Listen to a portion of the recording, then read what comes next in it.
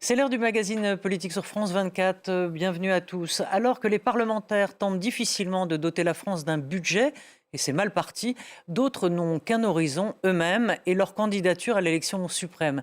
Et ils semblent tous s'être donné le mot pour sortir les couteaux sur la table. C'est hier que Marine Tondelier a choisi d'annoncer qu'elle sera candidate à la présidentielle. Xavier Bertrand sort un livre aujourd'hui sur sa vie, son œuvre. Bruno Retailleau, replié et drapé dans son orgueil blessé, annonce un Tour de France pour tenter de doubler Laurent Wauquiez, son adversaire au sein des Républicains, qui lui sonne un rassemblement de Darmanin à Sarrak-Nafo du parti d'Éric Zemmour. Bref, tournée manège en plein budget, mais pourquoi ont-ils tous choisi un tel moment? Quant à Emmanuel Macron, depuis l'étranger où il était cette semaine, il rumine sa réforme des retraites suspendues, mais il ne l'entend pas de cette oreille. Pour lui, c'est un décalage, pas une suspension, de quoi savonner la planche déjà vermoulue de son Premier ministre. On en parle avec Catherine Tricot, directrice de la revue Regard. Bonsoir à vous, chère Catherine. Bonsoir, Patrice Duhamel, bonsoir. Bonsoir, Ancien Evelyne. patron de France Télévisions, essayiste et éditorialiste. Dernier ouvrage, La photo aux éditions de l'Observatoire. Merci d'être là. Bonsoir, cher Roland Carroll. Vous êtes politologue, essayiste aussi. Et votre dernier ouvrage, Alerte mondiale, démocratie en danger, aux éditions de l'Aube. On avait pu en parler d'ailleurs il y a quelques semaines sur ce plateau. Et bonsoir à vous, cher Stéphane Vernet. Bonsoir. Rédacteur en chef délégué de Ouest France à Paris. Ça plane pour moi pourrait être le slogan de Marine Tondelier, mais elle a choisi celui-ci. Une autre Marine est possible. C'est hier que la patronne des Verts a choisi d'annoncer la nouvelle. Je suis candidate à l'élection présidentielle et cette candidature, c'est un geste d'amour, un acte fort d'amour pour la France parce qu'on ne peut pas aimer son pays et le laisser s'abîmer ainsi. Voilà, elle a reçu les colibets et moqueries, y compris dans son propre parti et aussi de ses adversaires. On les écoute. Je trouve que ce calendrier est le pire qui puisse être. Là, dans un moment où on est en train de voir le budget, et encore avec tous les aspects dont on vient de parler, dans un moment où on risque la censure, la dissolution, dans un moment où il y a aussi les municipales, où les sondages ne sont pas forcément excellents, ce moment-là est un moment au contraire de mobilisation générale et de ne pas être dans une bataille qui me semble être à contretemps. Non mais quel drôle de choix d'agenda. Je pense qu'aucun Français n'est intéressé par non seulement cette candidature, mais n'a les yeux sur l'élection présidentielle aujourd'hui. La dame à la veste verte, à mon avis, risque de s'en prendre une de veste. C'est quand même très anachronique par rapport aux problématiques des Français. On parle du gel des retraites, on parle de la submersion migratoire. Et Mme Tondelier, il y a un bon moment pour annoncer sa candidature. En tout cas, il y en a de très mauvais. Et elle a, c'est le moins qu'on puisse dire, le sens du timing. Patrice, faire une déclaration de candidature, effectivement, en plein budget, en pleine discussion du budget, où ça part un peu dans tous les sens, où plus personne ne comprend rien, mais on aura le fin mot de l'histoire bientôt. Mais en tout cas, quel timing curieux, quel décalage, on peut dire. Oui, mais je pense qu'elle fait partie de celles et ceux qui... il y a la droite aussi, on va en parler. Mais oui, mais qui s'imaginent qu'une présidentielle aura peut-être lieu avant 2027. Et qu'à ce moment-là, vaut mieux pouvoir s'y préparer. Bon, moi, j'y crois pas, mais je vois pas d'autre explication. Parce qu'effectivement, on ne comprend pas les arguments. Bon, ils sont un peu pavloviens. De toute façon, dès qu'il y a une candidature, tout le monde tape dessus. Mais je vois pas d'autre explication que ça, sinon des luttes d'influence chez les Verts que là, je ne maîtrise pas totalement. Donc, Oui, mais donc ça veut dire que tout le monde mise sur une éventuelle dissolution et démission d'Emmanuel Macron, Roland. Et puis, de toute façon, même s'il n'y a rien de tout ça, c'est dans 1 an et demi la présidentielle. Donc ça commence à approcher. Et quand même, tous ces politiques, ils ne pensent qu'à ça. La présidentielle. Moi qui ai été un fervent partisan de l'élection du président au suffrage universel direct, je continue à penser que c'est pas mauvais que le peuple directement puisse s'exprimer, mais en même temps, ça pollue de façon incroyable le débat politique français. Au fur et à mesure que ça s'approche, ils ne pensent plus les uns et les autres qu'à ça. C'est à qui fera un croche-pied à l'autre pour montrer que c'est lui le meilleur, rappeler qu'ils sont candidats.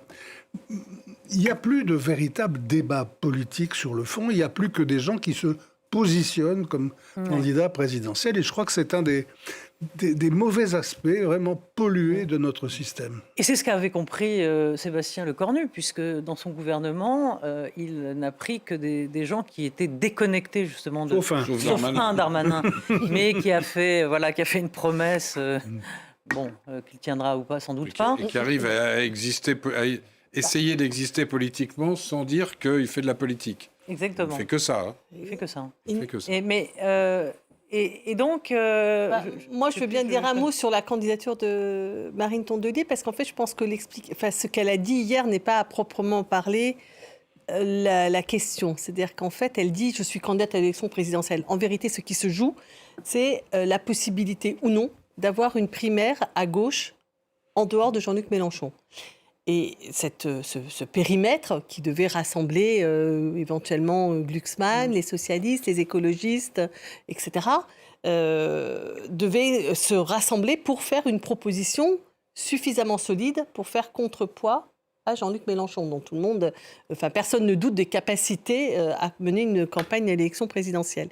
Et donc en fait, actuellement, à gauche, il y a un gros doute sur le fait que cette primaire, qui serait donc la seule solution pour avoir une autre candidature que Jean-Luc Mélenchon, que cette primaire tienne le coup. Glucksmann, il va être candidat. Non, mais Glucksmann ne sera pas le candidat de tout le reste de la gauche. On verra. On verra. Pourquoi pas. Parce que moi, je ne crois pas que ça se passera comme ça. C'est-à-dire qu'il ne peut l'être que s'il gagne une en primaire. excluant LFI Non, mais, là-dedans. S'il est devant tout le monde dans les sondages, ce qui est le cas. Oui, mais moi, ce que je pense, c'est qu'il peut très bien devenir le candidat. Mais ce que je pense, c'est qu'aujourd'hui, ce qui rassemblait le reste de la gauche, c'était d'avoir une compétition politique dans laquelle il y aurait François Ruffin, Olivier Faure, Marine Tondelier, Clémentine Autain et Raphaël Glucksmann, et que le meilleur l'emporte, et qu'il soit désigné sur cette base, et que donc il ait une légitimité pour rassembler les autres. Parce que la question, c'est est-ce qu'on est capable d'avoir une candidature qui ne soit pas celle de Jean-Luc Mélenchon et qui représente la gauche. Glucksmann. Glucksmann représente une partie de la gauche. Il représente. Oui, mais Mélenchon aussi. Non, mais c'est donc pas la même- c'est pas la même gauche que. Mais non. Mais là, l'enjeu, c'est d'avoir une candidature de rassemblement. Et là, Glucksmann n'est pas une candidature. Il peut être une candidature. Il rassemble mieux que Mélenchon.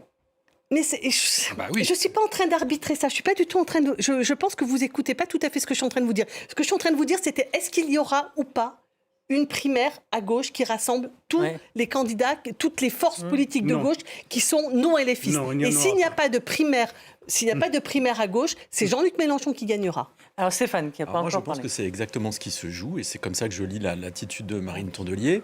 La question, c'est qu'on sait tous que Jean-Luc Mélenchon ira, quoi qu'il arrive. Exactement. Et du coup, la question qui vient juste après, c'est y aura-t-il un candidat unique pour le reste de la gauche ? Exactement. Et après, il y a deux hypothèses. Soit vous faites une primaire pour le désigner, ce candidat ou cette candidate, soit il n'y a pas de primaire. Et en fait, si Marine Tondelier sort maintenant à un moment qui surprend tout le monde, c'est aussi parce qu'elle cherche à s'installer dans le paysage dans cette perspective-là. Oui, c'est ce que disait aussi Patrice. Non, mais bien sûr. Moi, je suis là pour faire la synthèse. Je pense que, en fait, l'idée pour elle, c'est s'il y a une primaire, en fait, elle se déclare maintenant. C'est une façon de faire une espèce de pré-campagne et de s'installer dans le paysage par rapport aux gens qui voteront la primaire. Mais s'il n'y a pas de primaire, qu'est-ce qui se passe ? Eh ben, ça va se jouer au point. Ça va se jouer par les sondages. C'est-à-dire qui sera le plus haut, qui va être considéré comme, ou qui va être ressenti ou pressenti comme ce qu'on appelle le candidat utile ou le vote utile à gauche. Et en fait, pour ça, faut exister médiatiquement, il faut se montrer pour monter dans les sondages, pour pouvoir s'imposer. Et moi, je pense que c'est ce qu'elle cherche à faire. Et c'est pour ça aussi qu'elle sort aujourd'hui. Oui, je vais juste dire un petit mot, parce que si elle avait été candidate avec un slogan du genre pour qu'il y ait une primaire à gauche ou quelque chose comme ça, bon, j'aurais pu comprendre vos arguments, mais elle écrit « Une autre Marine est possible ». C'est quand même inouï. C'est de entrer dans cette espèce de querelle des égaux et des présidentiables purement personnalisée qui ne montre rien d'une ligne politique, au contraire. Donc c'est ça que je trouve tout à fait incroyable dans notre système politique français. Une autre Marine est possible. Non mais quoi on va voter sur... Je croyais qu'elle aimait les bateaux, en fait. Oui. Non, elle aime les chiens plutôt que les chats. Elle aime les chats plutôt que les chiens. Non, ça ne va pas. Et à la vérité, plutôt que les primaires, c'est les sondages qui vont faire la candidature à gauche, autre que Mélenchon. Mélenchon, il sera candidat de toute façon. Et Glucksmann sera candidat de toute façon. Absolument. Si le PS le permet. Probable. Si, en tout cas, si. il est soutenu par les sondages. Ce qui est le cas pour le moment. Il faut qu'il ait le PS avec lui. Là où je suis d'accord avec Roland, c'est que depuis certaines campagnes, ça doit être la 3e, s'il y a des primaires, c'est un dévoiement du principe de l'idée du général de Gaulle de l'élection présidentielle au suffrage universel, la primaire. Parce que, et en plus, regardez les résultats. Benoît Hamon, il fait quoi, 6%? Non, et puis en plus, ça a montré qu'il y avait une radicalité à chaque fois. Ça fait combien? 4,5%? François Hollande, il est issu d'une primaire aussi. Oui, mais c'est les radicalités qui l'emportent. D'abord, elle était beaucoup plus large. Ensuite, il s'est quand même passé des choses. Et puis, il n'y a que François Hollande. Excusez-moi, mais il n'y a que François Hollande qui a été élu président de la République après une primaire. Oui. Toutes les autres primaires n'ont jamais marché, en fait. Non, mais c'est le dévoiement, tout simplement, parce que c'est un cœur de cible. C'est-à-dire les militants. Et c'est pas avec ça qu'on fait un président de la République. C'est parce qu'ils espèrent faire une primaire à 2 millions d'électeurs. Totalement d'accord avec. Ils espèrent ça. Ils sont pas totalement d'accord avec Roland. Ça va se jouer. On voit comment ça s'est passé dans les vraies, entre guillemets. Je dis pas que c'est des fausses, mais des vraies campagnes présidentielles. C'est les sondages qui provoquent des candidatures et qui font que quand il y a des primaires au premier tour, c'est-à-dire 2 candidats dans un camp ou dans l'autre, on peut prendre toutes les... Là, il y en a un qui se dégage. C'est vrai. Chirac contre Balladur, Giscard contre... Mélenchon contre Hidalgo, ou je sais pas Chaban, quoi, etc. Oui. Plus ou moins vite, mais pendant la campagne. Et si vous avez 3 ou 4 candidats de gauche, Glucksmann, Tourdelier, Olivier Faure, il y en a un qui va décrocher au bon sens du terme dans les sondages. Aujourd'hui, c'est Glucksmann. On verra. Oui, mais il y a une possibilité, c'est que s'ils sont tous candidats, et c'est pour ça qu'ils cherchent à faire une primaire, c'est que s'ils sont tous candidats, Olivier Faure, Roussel, Tourdelier, Ruffin et Glucksmann, certes, Glucksmann sera en tête de ce groupe-là, mais Mélenchon sera loin devant. Et s'il est loin devant, le vote utile à gauche, parce que l'enjeu, ça sera de mettre quelqu'un au second tour de la gauche, il se reproduira ce qui s'est passé en 2000, ou il peut se reproduire, je ne sais pas si ça se reproduira, mais il peut se reproduire ce qui s'est passé en 2022. Tous les 22% de Jean-Luc Mélenchon, c'est pas 22% d'insoumis. C'est 22% d'électeurs de gauche qui ont choisi. Là, vous expliquez très bien pourquoi Glucksmann a raison de ne pas vouloir aller à une primaire. Je ne sais pas si j'explique ça. Moi, je pense que c'est tout à fait la raison. Non, parce que moi, je pense que Glucksmann doit absolument, s'il veut être fort dans ce moment-là, il faut qu'il gagne dans son camp. Pour l'instant, rappelez-vous, c'est ce qu'on disait à Emmanuel Macron. On disait à Emmanuel Macron, il faut aller à la marge. Son camp sera divisé et ses voix seront effritées. Il ne fait pas de s'il y a une primaire, moi je pense que s'il y a une primaire, il a des chances de la gagner et d'avoir une légitimité pour rassembler tout le monde. S'il y va contre la primaire, je pense que le reste de la gauche... Il n'y aura pas de primaire. Ça, c'est possible qu'il n'y en ait pas. Mais je pense que Tourdelier, elle cherche à... Emmanuel Macron n'est pas passé par les primaires. Et tout le monde, à l'époque, en 2017, lui disait il faut aller... se présenter à la primaire socialiste. Rappelez-vous, il était poussé par les uns et les autres. Résultat, il n'y a pas été. Il a été élu. Bon, je ferme la parenthèse. On va parler de la droite, donc qui elle aussi est en pleine foire d'empoigne entre Bruno Retailleau et Laurent Wauquiez. Laurent Wauquiez qui veut un rassemblement des droites, alors hors rassemblement national, c'est-à-dire Gérald Darmanin à Sarah Knafo du parti d'Éric Zemmour. Est-ce que, comme dirait Édouard Philippe, qui n'est pas en très bonne forme, on va en parler d'ailleurs, il doit se mordre la langue d'avoir critiqué Emmanuel Macron, et on essaiera de comprendre pourquoi d'ailleurs, mais bref, je referme aussi la parenthèse. Est-ce que la poutre travaille déjà dans les esprits à droite, c'est-à-dire que pour gagner, il faudra à un moment s'allier ou faire une coalition, ou je ne sais...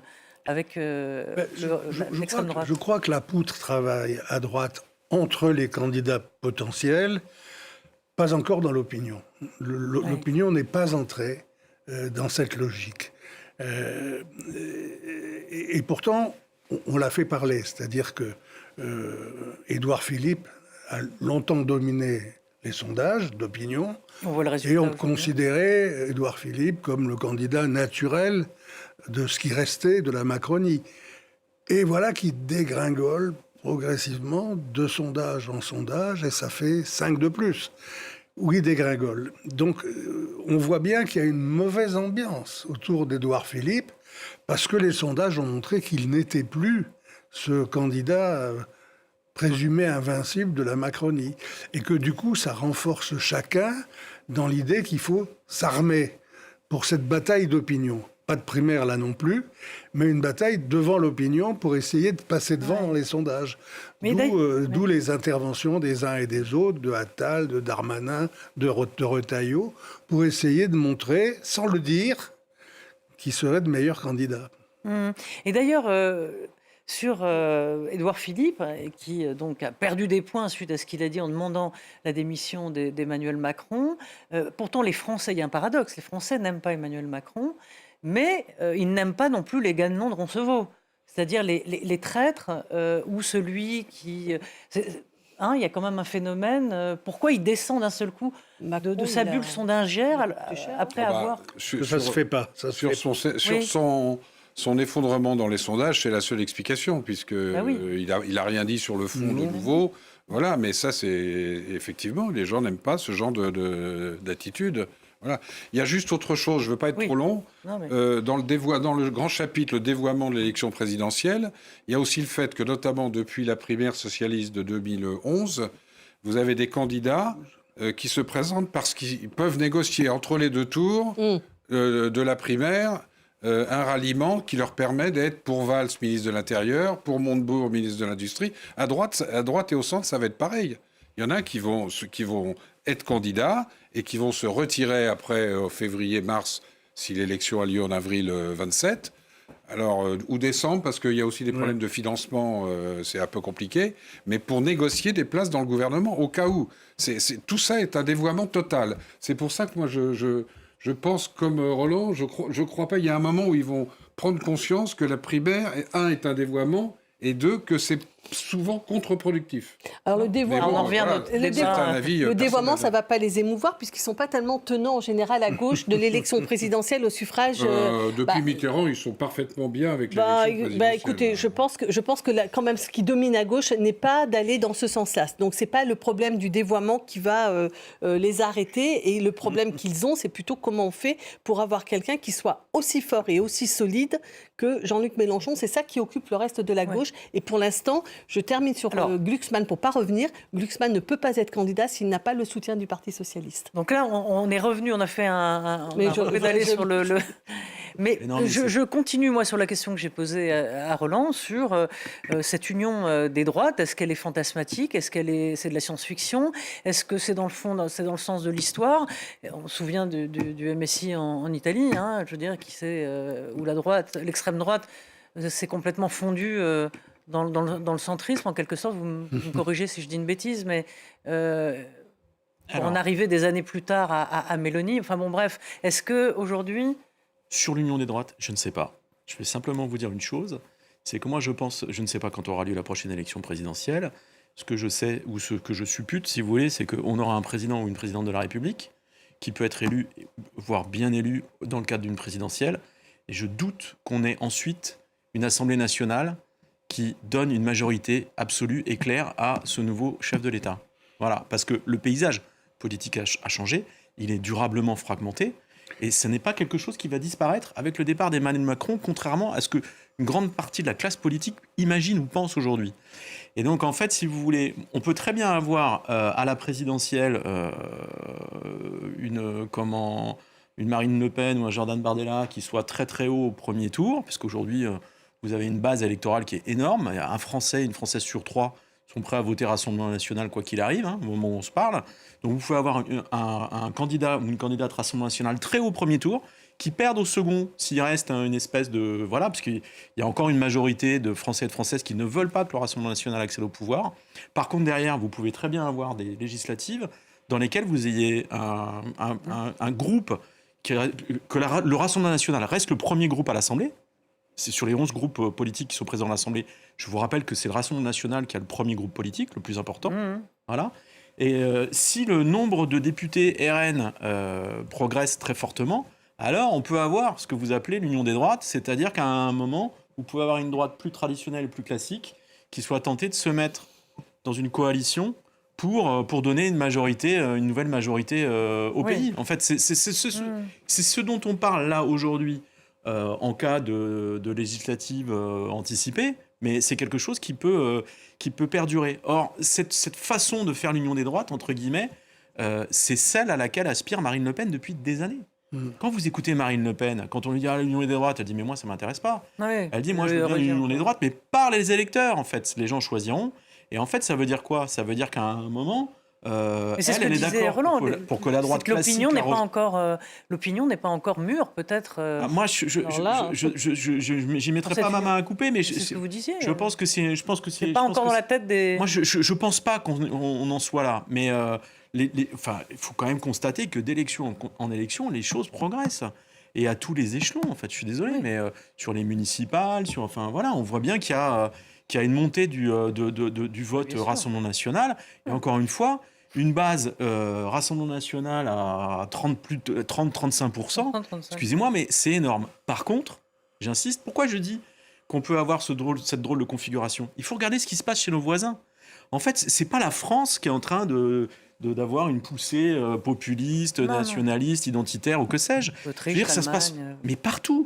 Et chez tous nos voisins, la plupart de nos voisins, en Italie, les choses se sont fait clairement, mais en Grande-Bretagne, en Allemagne, je suis désolé, mais l'AfD est très haut, en Autriche, etc. Enfin, je veux dire, on n'est pas un pays aux États-Unis, en Argentine, exactement, dans tous les pays dans lesquels il y a des élections. Au Japon. Exactement. Et on n'est pas une île au milieu du monde, quoi. Je veux dire, voilà, si ce qui se passe chez les autres, j'arrive aussi chez nous. Sur votre pronostic sur les législatives suivant la présidentielle, moi j'ai un petit doute. Je pense quand même que si le Rassemblement national gagne ou Mélenchon ou Luxman, je pense qu'il y aura un effondrement de ce qu'on appelle le bloc central aux législatives.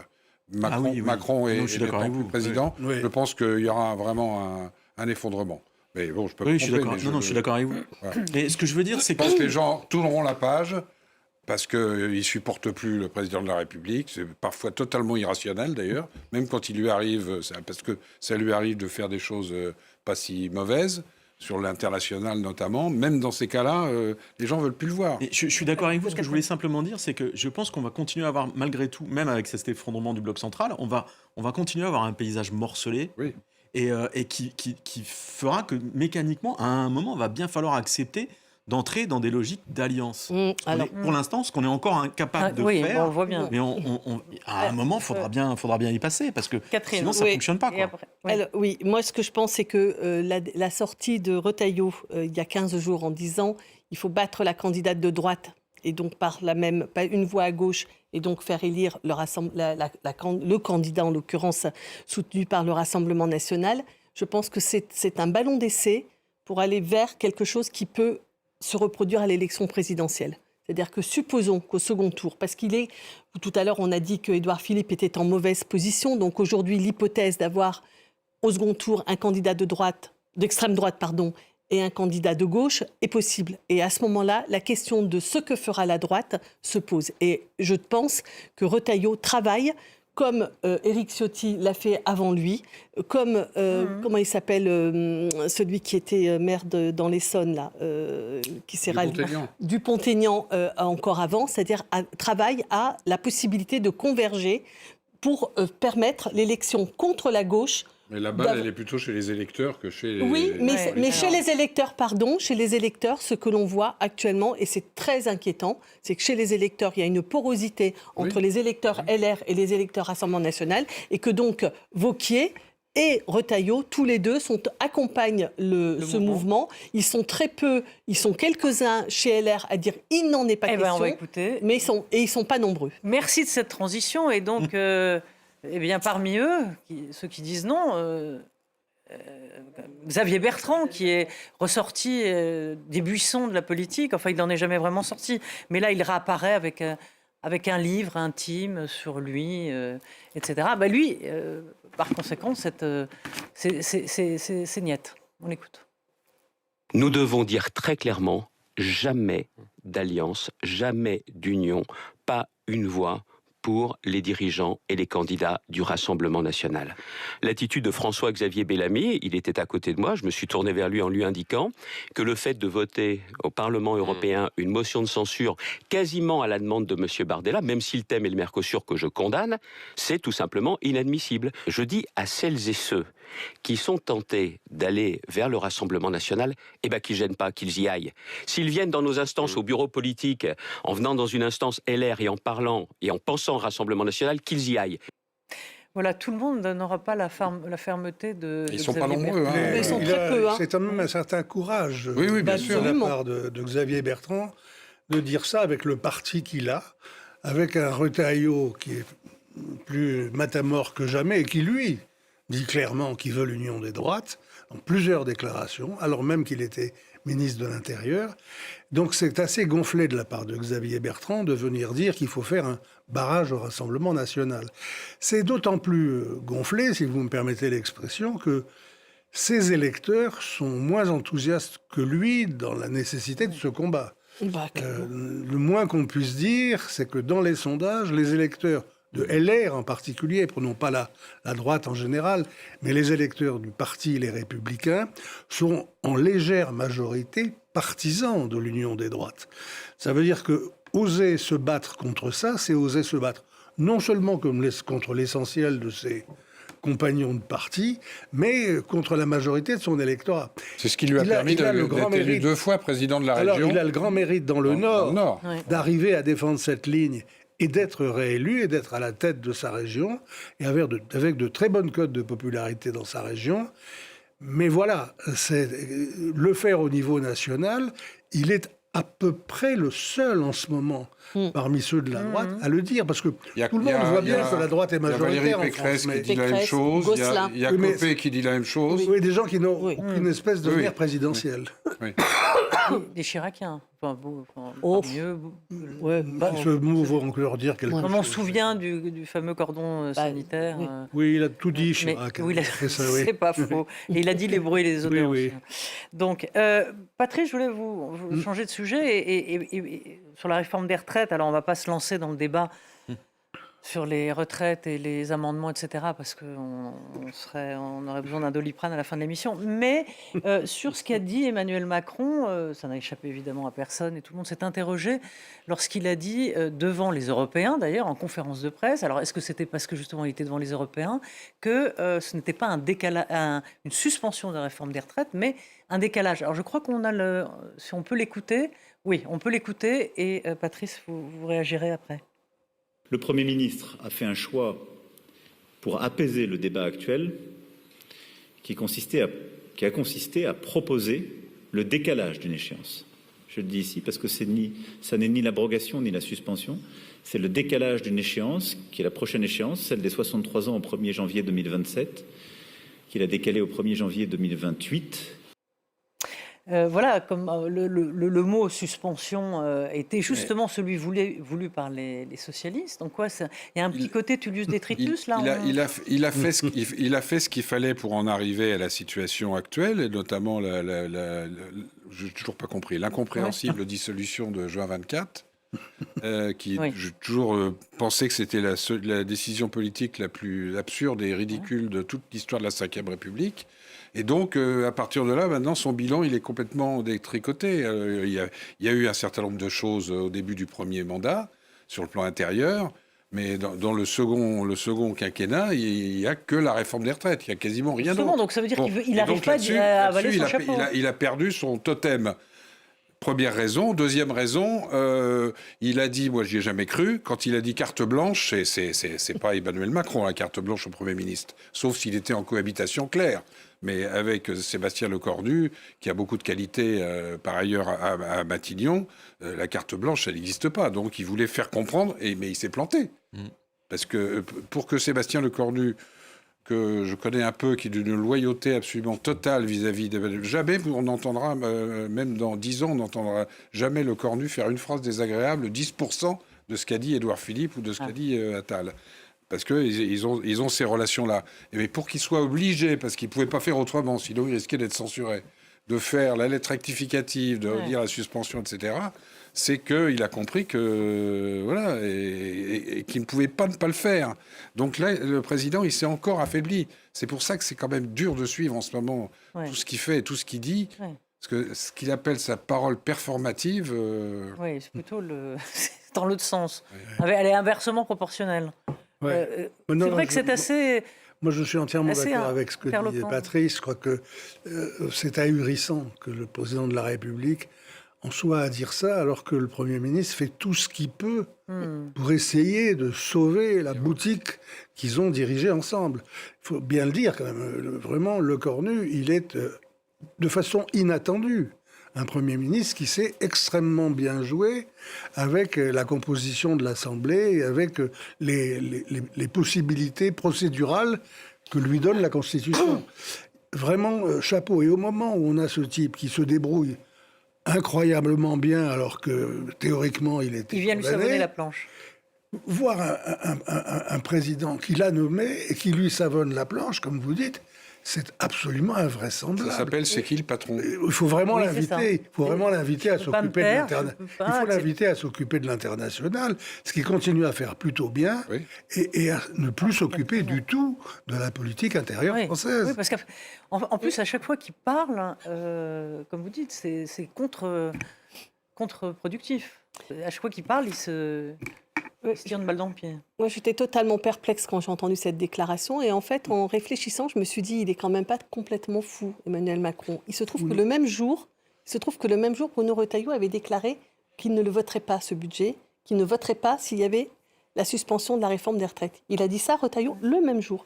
Et moi, je crois que, en fait, Emmanuel Macron, ce qu'il dit, c'est « Vous inquiétez pas.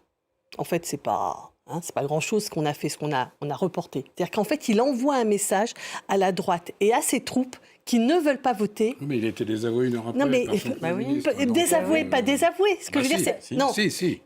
Ce qu'il dit, c'est qu'en fait, c'est la même chose. Que suspendre ou reporter, au fond, c'est du pareil au même, et on ne va pas en faire un pataquès. Suspendre, il n'y a pas de limite dans le temps. Décaler, il y en a une. C'était suspendu jusqu'au 1er janvier 2028. Donc je pense que formellement, je pense que c'est Macron qui a raison. Ce n'est pas une suspension, c'est un décalage, puisque c'est une suspension jusqu'au 1er janvier 2028. Là, vous avez raison, c'est que ça va être le débat. Et ce que je crois, c'est que qu'Emmanuel Macron a fait, moi je ne crois pas qu'il a voulu savonner la planche à son Premier ministre. Je pense qu'il a voulu, non. Je ne pense pas que ce soit simplement une question de reprendre la main et d'exister, etc. Je pense qu'il a voulu faire, c'est essayer de rabibocher et de remettre dans le bain les LR et Renaissance, parce que sans les LR, ça ne tient pas non plus. Ça ne tient pas sans les socialistes, mais ça ne tient pas non plus sans les LR. Les LR qui brouillent les pistes. Ce qu'il essaye de dire, c'est ce n'est pas si grave. Ce n'est qu'un report. Oui. Il essaye d'amadouer, d'affaiblir. C'est possible, et y compris... Moi, c'est comme ça que je le comprends. Je ne crois pas qu'Emmanuel Macron se soit trompé. Il avait préparé son intervention et il l'avait réfléchi. Et ça correspond à un message politique, à mon avis, qu'il pensait... Alors, est-ce que ça suffira ? Peut-être pas. Mais en tout cas, je pense que c'était ça le sens. Stéphane, est-ce que c'est aussi un message envoyé aux Européens ? Puisque c'est une conférence de presse en Slovénie, avec... les autres pays, dont l'Espagne, qui a 68 ans. Est-ce que c'est une façon aussi de rassurer les partenaires européens ? Déjà, contrairement à Catherine, moi je ne suis pas sûr du tout que ça a été aussi préparé, parce qu'en fait, il se plante complètement dans ce qu'il annonce. En fait. Il dit que c'est un simple décalage au 1er janvier 2027. Il se trouve 2028. Que les mesures... Non, ce qu'il dit il dit c'est un décalage du 1er... Au 1er janvier, il parle du 1er janvier 2027. Oui, bizarrement, il dit c'est à partir du 1er... Au lieu de dire que c'est en 2026, attendez. Les 3 mois, il dit que c'est en 2027 pour un an. Alors d'abord, c'est pas en janvier. Si vous écoutez son intervention, mais justement, c'est ce que je dis. C'est un report jusqu'en 2028. Non, alors d'abord, le décalage, c'est pas en janvier, c'est en septembre. Et il y en a 2 qui sont suspendus. C'est le décalage de septembre 2026 et le décalage de septembre 2027. Donc en fait, moi, je ne crois pas qu'il ait aussi bien préparé que ça son intervention, parce que factuellement, il est à côté de la plaque.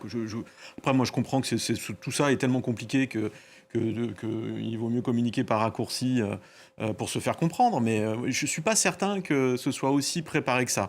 Après, je trouve qu'il joue sur les mots. Je comprends que ce soit particulièrement difficile d'admettre qu'il y ait un retour sur, en réalité, la seule grande réforme de ces 2 quinquennats, parce que c'est ça en fait, c'est quand même la grande réforme des 2 quinquennats d'Emmanuel Macron, la réforme des retraites. C'est ce qui y avait de plus fort au cœur du truc. Je pense que c'est difficile d'admettre qu'il y ait un retour. Donc il joue sur les mots en disant c'est pas une suspension, c'est pas une abrogation, dont acte, c'est un décalage, mais il met de fait Sébastien Lecornu dans une situation particulièrement difficile qui l'oblige à déjuger le président de la République, auquel il est particulièrement fidèle et extrêmement loyal, c'est vrai. Mais il est obligé de le faire parce que de toute façon, il n'a pas le choix. Il n'avait pas d'autre choix que de céder à la demande, insistance des socialistes, sinon il y avait une censure immédiate. Et le truc, c'est que moi je trouve qu'en fait, cet épisode montre quand même qu'il y a un décalage entre les deux. Parce que qu'est-ce que fait Sébastien Lecornu l'après-midi même à l'Assemblée nationale quand il répond ? Il annonce qu'en fait, la lettre rectificative a été envoyée au Conseil d'État dans la nuit de lundi à mardi. Apparemment, Emmanuel Macron n'était pas au courant. Moi, c'est comme ça que je le comprends et que je l'entends. Donc je trouve que tout ça nous apprend plein de choses en réalité. Et si on ajoute qu'il a parlé du référendum sur les retraites, alors si on est bien sûr, moi je veux prendre un pari, là, ça n'aura jamais lieu. Je vous invite tous les 4 à déjeuner ou à dîner comme vous voulez. Si on est bien sûr qu'il y a une chose qui ne fera pas, c'est un référendum sur les retraites avant 2027. Évidemment. S'il veut perdre à plat de couture, il a qu'à faire ça. Sur n'importe quel sujet et en particulier sur le celui-là référendum. Notamment. Ça, juste peut-être pour préciser, il y a autre chose. C'est-à-dire qu'il y a 2 choses. Il y a l'urgence du budget et de la suspension. Et derrière, je vous rappelle qu'il y a la conférence retraite-travail qui va ouvrir au mois de novembre, qui est faite pour durer 2 ans et qui est faite pour jeter les bases peut-être d'une autre réforme des retraites, etc. Ou en tout cas donner des éléments pour un débat. L'idée, en tout cas ce qui est mis en avant par l'exécutif, c'est de dire on remet tout sur la table, les partenaires sociaux en discutent. Et en fait, il faut que ce soit un débat ou une question qui soit tranchée à l'occasion de la présidentielle de 2027. C'est-à-dire chacun ira avec ses promesses et ses propositions en matière de retraite et les Français et les Françaises décideront. Ce qui veut dire que potentiellement, il peut y avoir, après la présidentielle, on rentre dans une nouvelle phase et un autre projet, ou peut-être que ce que Emmanuel Macron disait en Slovénie, c'est que pour lui, il espère bien que le prochain président de la République soit dans la continuité de ce qu'il a fait, et que donc, si c'était le cas, les Français trancheront en faveur d'une prolongation et d'une reprise de la réforme Borne telle qu'elle existe aujourd'hui. Voilà.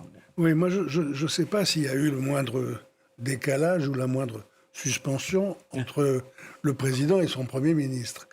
Et je crois en effet volontiers que le président n'a pas essayé de jeter de l'huile sur le feu, qu'il a exprimé autrement ce qui était en train de se passer au Parlement pour une éventuelle suspension du régime des retraites. Mais on vit dans une époque tellement troublée, où on est tellement persuadé qu'il faut bien regarder ce qui se passe à l'Élysée et à Matignon, parce qu'ils ne sont pas forcément toujours d'accord, que dès qu'il y a une phrase qui apparaît de décalage, ça prend des proportions incroyables. Parce que réellement, quand on prend les mots exprimés, il n'y a pas l'ombre d'une feuille de papier à cigarette entre le président et le Premier ministre. Ils ont dit la même chose. Mais voilà que... Mais rappelez-vous quand même que les socialistes tenaient au mot suspension. Voilà, c'est ça, c'est bien ça. C'est bien là que forcément, dans ce truc où ils sont d'accord, le Premier ministre tient la corde, parce que lui, il est comptable de ce qui se passe au Palais Bourbon, et que lui...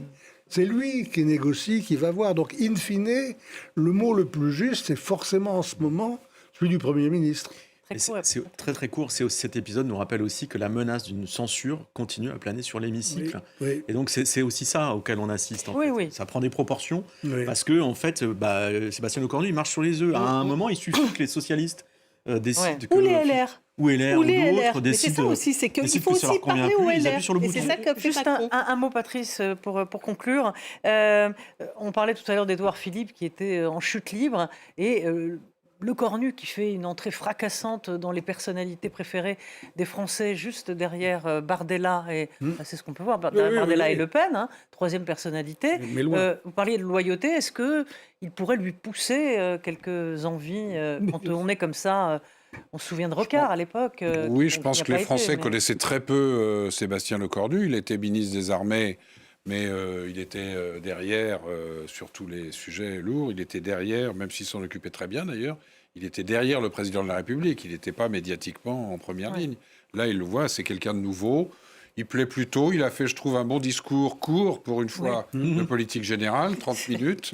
Il est clair, il fait à peu près, il fait comme le dit Roland, il fait ce qu'il peut. Il est plutôt habile.